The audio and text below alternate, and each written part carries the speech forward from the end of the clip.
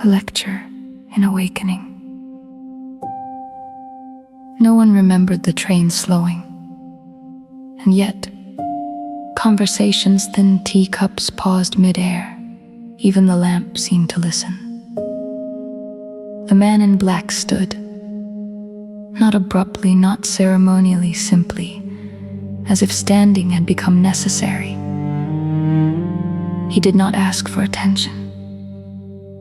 He spoke into it. Do not rush awakening. A few passengers shifted. One closed a book, another pretended not to be listening. A squirrel conductor froze mid-step, as if unsure whether tickets applied to this. Steiner's gaze moved across the carriage, not settling on anyone in particular. Many of you have come to believe that awakening is a kind of arrival, a correction, a clearing of error, a pause. It is not. Bob narrowed his eyes. That is disappointing, he muttered.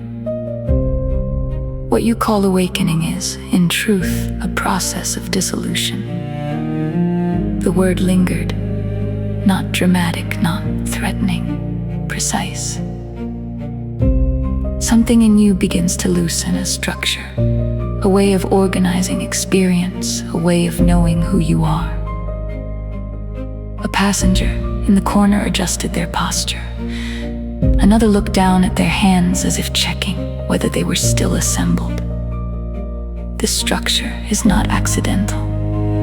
His voice softened slightly. It was built, carefully, repeatedly, often under conditions you no longer remember. Bob glanced at his teacup. This is where it becomes personal, he said quietly. It was built to protect you. Silence. The kind that does not resist. That which you now seek to dissolve once served a purpose. It organized your perception. It reduced uncertainty. It allowed you to move through the world without being overwhelmed. The lamp dimmed slightly. Not enough to notice. Enough to feel. And so, when you begin to awaken, when you begin to question, to see, to loosen your identification, this structure does not disappear peacefully. A longer pause. It resists. Bob nodded once. Yes, he said. That sounds familiar. It resists because it believes it is protecting you. The words settled, not as information, as recognition.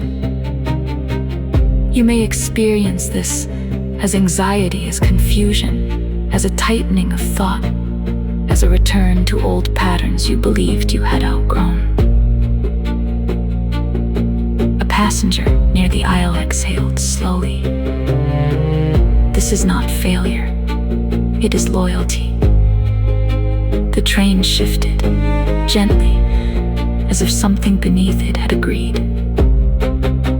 To rush awakening is to attempt to remove protection without understanding its function.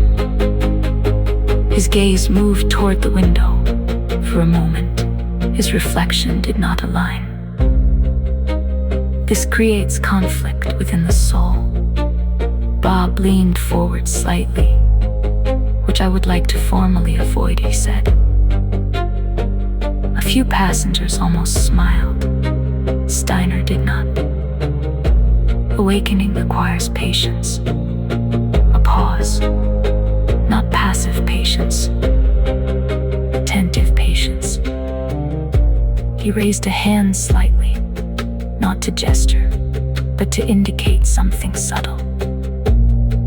You must come to know the structure before you dissolve it. See how it moves. See when it appears. See what it protects. The words unfolded slowly, as if the train itself were speaking them through him. And only then can transformation occur, without fragmentation. Silence. Steiner lowered his hand. The path is not to destroy what has protected you. A pause, but to outgrow its necessity. Bob looked down at his paws, then back up. And if it objects, he asked, it will. And you will learn to listen without obeying. Bob considered this. That seems complicated, he said. Yes, it is. Bob nodded. Remarkable, he said. Then, after a moment, I would still prefer a smaller lesson. No one answered. And as the train moved, something in each of them quietly began to dissolve.